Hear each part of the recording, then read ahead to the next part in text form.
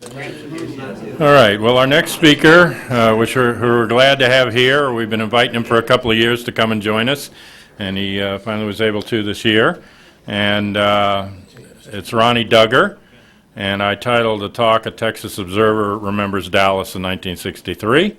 Ronnie Duggar is an investigative journalist who founded the Texas Observer and was the editor and publisher of that for 40 years. He authored numerous biographies, including Dark Star, Hiroshima Reconsidered, The Politician, The Life and Times of LBJ, and On Reagan, police policy biography of Ronald Reagan. He also wrote Our Invaded Universities, a play, and is a working poet. His articles have appeared in The New Yorker, The Nation, Progressive, Atlantic, Harper's, and New York Times Magazine. He's the founder of the Alliance for Democracy, an anti-big corporation nonprofit group, and he covered the assassination in Dallas, riding in the press bus when JFK was murdered in Dealey Plaza. For the next 2 months, he filed reports on the incident with the Texas Observer and the Washington Post, and he's been attentive to the subject for the past 47 years. So this is Ronnie Duggar.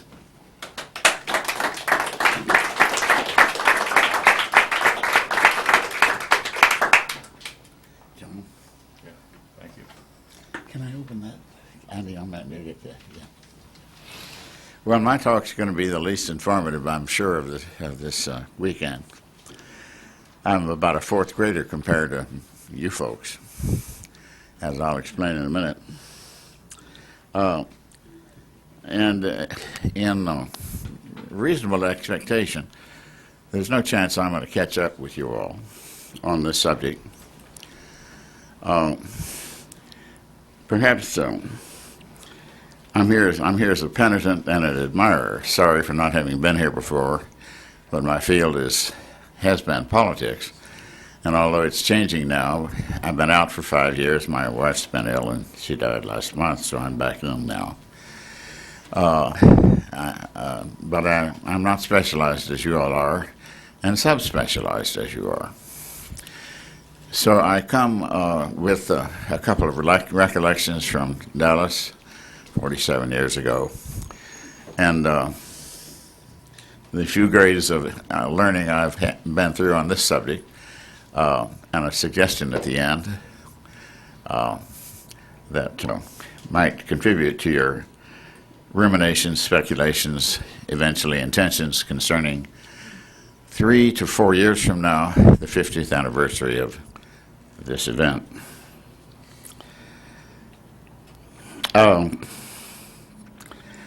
I want to tell you why I'm here as an admirer. I've been an admirer of John Judge for decades, and I'm a follower of his. He introduced the idea, the assassination of John Kennedy, especially, but not only John Kennedy, the other two also, it became a kind of a swamp. A research swamp, a data swamp, a speculation swamp, a guesswork swamp, neurosis swamp, a psychosis swamp. It's crazy. And there's a huge literature, as you know, if you can call much of it literature or research. And John works on the idea of the serious researchers. And he gathers here his aggregation of the serious researchers. And I have a special gift for banalities, so I figured out this morning what's characteristic of you serious researchers. Assiduousness and persistence, controlling attention to the quality of the evidence, and honor and courage, defying the media-promoted, but not necessarily media-generated, contempt for conspiracy theorists. It's particularly that last honor and courage that I admire you for. The political context in Texas, quickly, I would remind you of in the Kennedy assassination.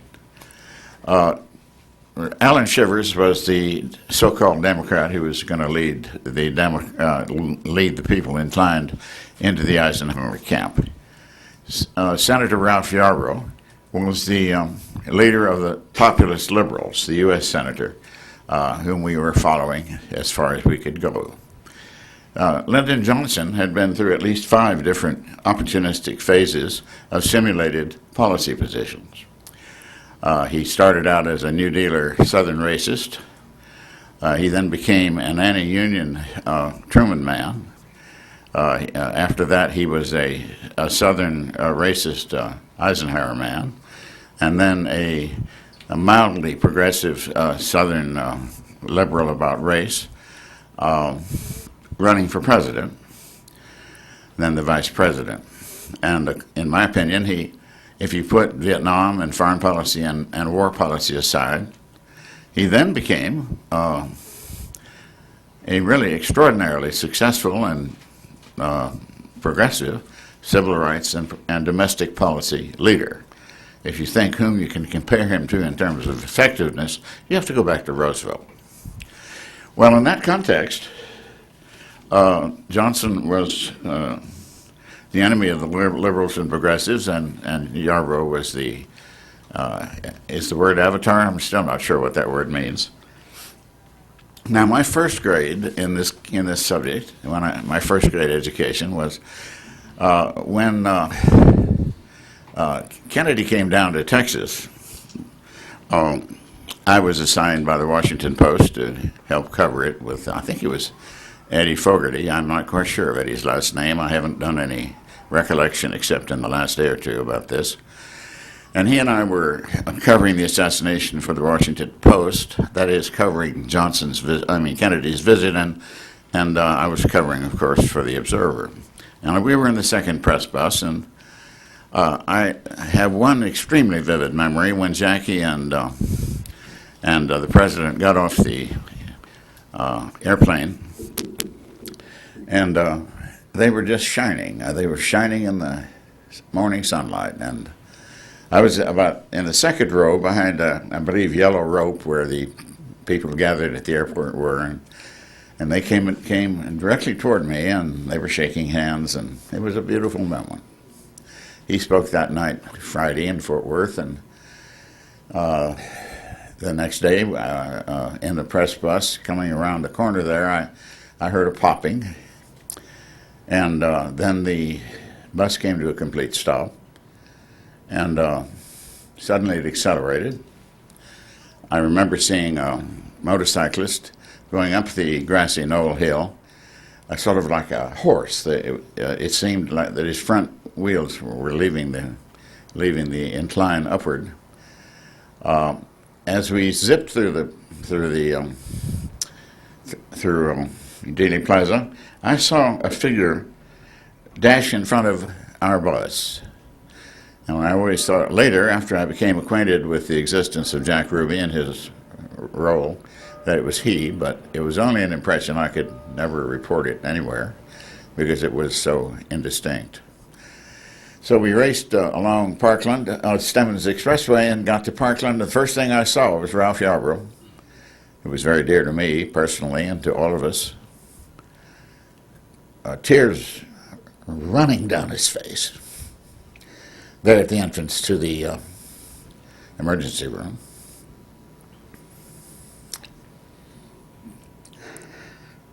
So he was dead. He wasn't dead yet, hadn't been announced yet, but we waited around for the announcement, and I of course was on the phone with the Washington Post in awful grief. They kept me on the phone for 3 hours. I should have been reporting all that time. So I wound up in the records building that night. I remember Oswald being led along the hallway, clearly saying, "I'm a patsy. I'm just a patsy." Bill Alexander was a good friend of mine and a terrific source on other stories. He was the assistant district attorney to Henry Wade. And along about 9 or 10 o'clock, he came up to me with his notepad, with Oswald's address book, said, "Look here," and I think he indicated, I wrote it down at the time and reported it in the Post the next morning, I think it was the address of the Soviet embassy. Said he's a communist, that is Oswald. And then, of course, there was the press conference where Ruby was. I didn't see Ruby there, but it was tumultuous and meaningless. Oh, next day, we understood that Oswald was in the, usually, I think, in the office of Sheriff Fritz being questioned. And from later data, later testimony and witnesses speaking, we know that it was FBI agents and police and everybody in and out questioning Oswald all day. I remember maybe 15 years later, I called Captain Fritz and said, "Where are the notes or the records of the recordings?" And he confirmed there weren't any. Such anomalies persist. So my second grade in this subject was the next 2 months. And I stayed, I think, at the Adolphus, of course at the expense of, not the Texas Observer, would have busted us, but Adolphus. But the Washington Post. I remember Mark Lane went over to Romania. He was making all kinds of extraordinary statements about American complicity in the assassination and, I don't know, CIA, FBI, anybody in range that Lane could blame, he'd blame. He became, with all due respect to your opinions, no doubt better informed than mine, the exemplar of the unserious researcher. And he said something in Bulgaria or Romania, which I read in the paper, and then he was back here. So I asked him to come up to the room where I was in the Adolphus, and I asked him where he got that information. Please tell me his source. And he looked at me like I was a madman. He just looked at me and never said a word. I'm following notes because I just figured out what I could say without boring you and taking too much time today. 47 years later, the case is still not solved, right? 80%, 85% of the American people don't believe the government. They don't believe the Warren Commission. Well, when you consider that John Kennedy, in my opinion, in the retrospect, which was much different from my opinion in the prospect and reality of his presidency, in league with Nikita Khrushchev, saved the human race from nuclear war and possibly extinction. He was one of our great presidents. I mean, I held it against him that he was so mild and kind of tucked under in domestic policy. That was the flaw in my perception of him as president. But he and Khrushchev prevented nuclear war. The Joint Chiefs was absolutely unanimous. They wanted to go in and invade, and they wanted to bomb. Meanwhile, Castro was telling Khrushchev, bomb the United States with your nuclear weapons. We didn't even know they were, what do you call them, loaded, or they were armed. They were ready. Kill 140 million Americans at least, after which what would have happened? Well, who knows, but it was Kennedy and Robert Kennedy and Khrushchev who turned back. Khrushchev said to his fellow ossified executives of the dictatorship there, we had to accept defeat to save the human race. They knew what it was about. We know what it was. I knew at the time. I had a 1948 Chevrolet, and I loaded it with canned goods and water, and we were headed out for an apex point near Del Rio, and then we were going down to Guatemala, where we were going to meet some friends on the theory that the fallout would not hit the National Hotel area in Guatemala, whatever the capital of Guatemala is. No, we all understood we were dealing with the end of the human race, or at least the end of millions of us. So how can it not be known 47 years later? Well, I kept an eye on it, but of course my field had been, and rather naively had been, American politics, a subject that has diminished in interest proportional to the increase of the totality of its corruption. I think the Congress is a whorehouse. So that was my third grade. Now I'm here today because it suddenly occurred to me that although I had always been willing to come and expatiate to little point, although perhaps some amusement at this meeting, you only been at this 16 years, and before that, Now, the serious researchers have been at this for 47 years, and cumulatively, maybe I could get through the 4th grade here. And I have. And I'm very impressed with your meeting. I continue to be deeply grateful to John and all of you who support him and come here guided by his light, I think in a way, if I don't overspeak or over-dramatize your role, John, I just really think you got a leader here. Now, what I want to do at this point is to intrude on your subject. God knows I haven't done anything to earn the right to an opinion about it, but I know you're starting to plan about the 50th anniversary of John Kennedy's assassination. Well, that'll be a whole year, right? And it starts 3 years from now. So, in addition to all else you plan,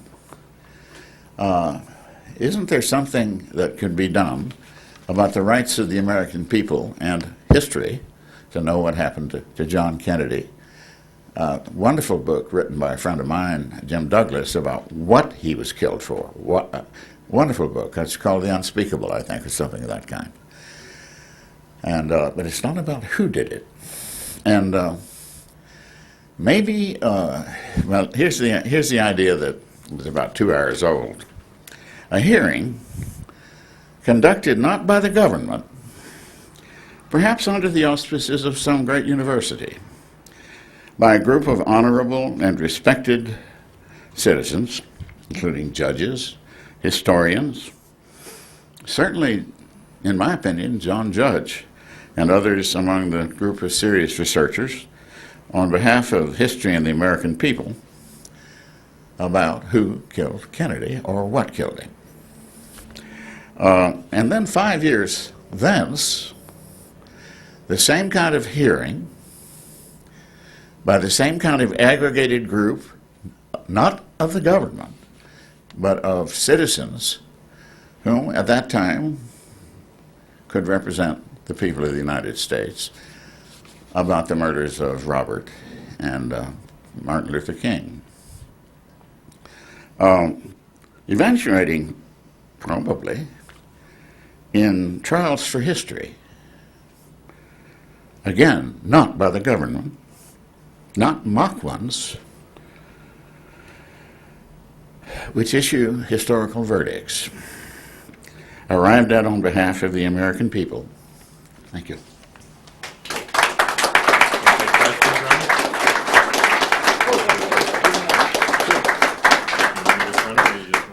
Sure. You go ahead and recognize folks. All right. Please. Yeah, Chris. Well, you had one liberal rival in the newspaper business during your time with the Observer, and his name was Penn Jones, editor of the Midlothian Mirror. Yeah. Could you reflect for a few moments on your relationship with him, how well you knew him, what you thought of his views, and anything that might be of interest to someone who's going to be writing a book about him?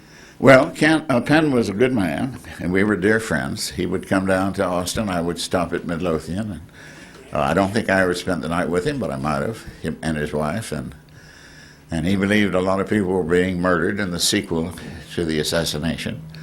But being only a fifth grader now, I think I'll leave the evaluation of Penn's convictions and specific accusations Did you spend a lot of time to you together? all. Did you What? spend- Together?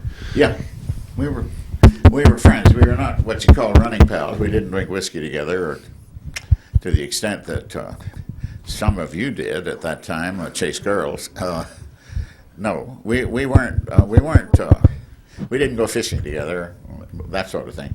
But we were close because we were both aggrieved. Go ahead. Ronnie, Yeah.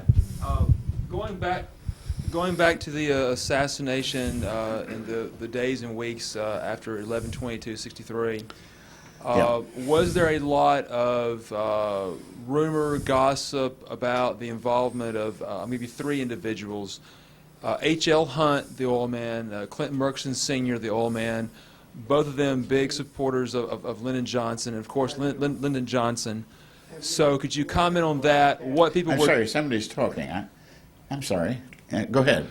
Could you comment on what people were saying, not necessarily in the newspaper, but that you were hearing in private conversations about H.L. Hunt's involvement, Clinton Murchison Sr. and Lyndon Johnson?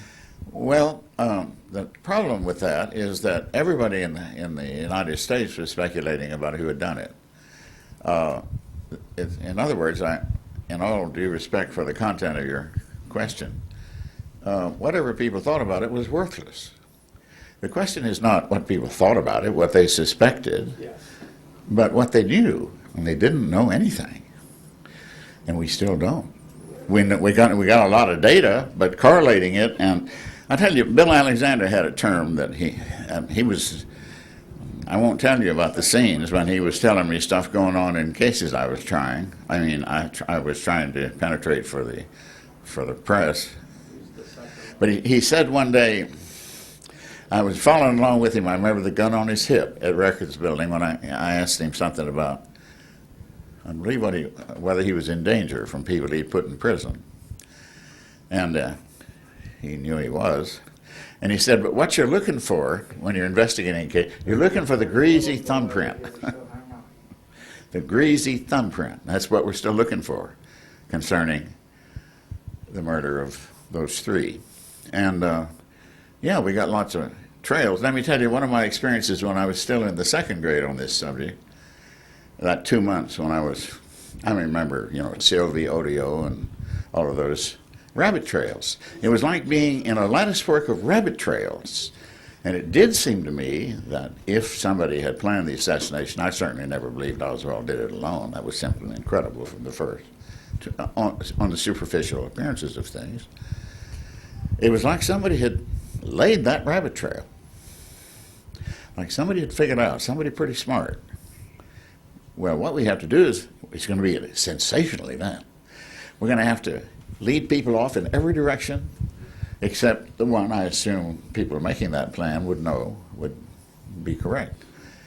It was very appalling. So I'm not answering your question because I could say yes. There were people who thought the CIA did it. The people who thought Hoover or the FBI was behind it. There were at least 5 theories, and I thought it a while about writing what would have been, I'm afraid, a rather superficial and much mistaken book called 5 Theories. Because there was a plausible ground, say, for each of 5 or up to 8 or 10 theories, but they were mutually exclusive, except as maybe 2 or 3 of these groups might have collaborated through some of their people. So I'm not trying to not answer your question. I'm only say yes. People were highly suspicious in many directions, including toward those whom you mentioned. But so what? We're still here. Ronnie, I have a question. I brought a still photograph. Would you hold up this still photograph? Is this your press bus in this photograph? Well, it was the second press bus, so you can judge. I know, but I want you to see. Did you stop in the kill zone area? Is that where your bus stopped? No, we didn't. We stopped. I don't think we. I think we just turned into the plaza. That turn off Elm, isn't it? And it came to a dead stop because, of course, the whole damn. And Ralph told me later the whole damn thing came to a complete stop, which had very profoundly disturbed him. But that's what happened. No, and then we accelerated like a bat out of hell. All right, and you accelerated to where? To Parkland. All right, and there was a bus in front of you? What? There was a bus in front of you? Yeah, and we were in the second press bus. I think Ed was there with me. All right. Can you identify that bus? No, I can't see it from here, and besides, I didn't look at it. Why do you look at a bus when you get in it? I'm just curious. I'm just curious if it looks like the I don't first know. one. But if it's the second one, it's the one we were in. And there were only 2 buses in the cavalcade. Yes. Why do you ask? I'm studying that photograph. Okay. I'd like to see it up close after Yes. we finish here. Maybe whenever we adjourn. Don't let him carry it off. I want to look at it too. Okay. Sorry not to help. Go ahead, John. You know? You know Bill Moyers? Yeah.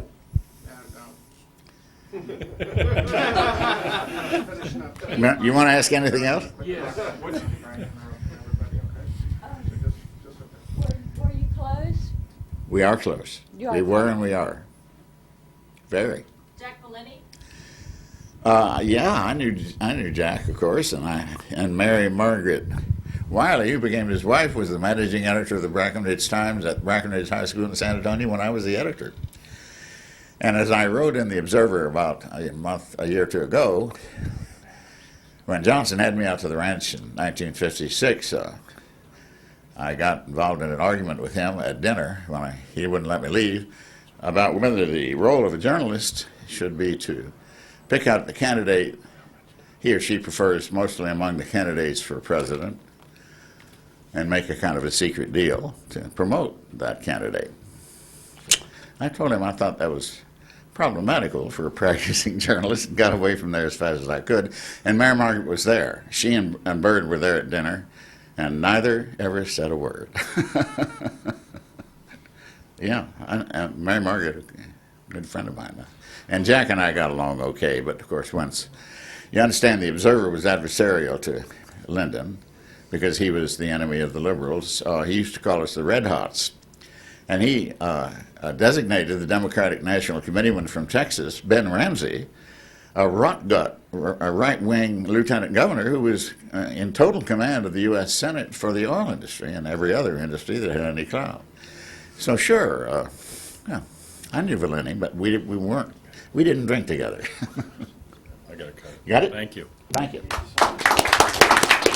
I think Ronnie's going to be with us, so feel free to ask him more about that time period or people you know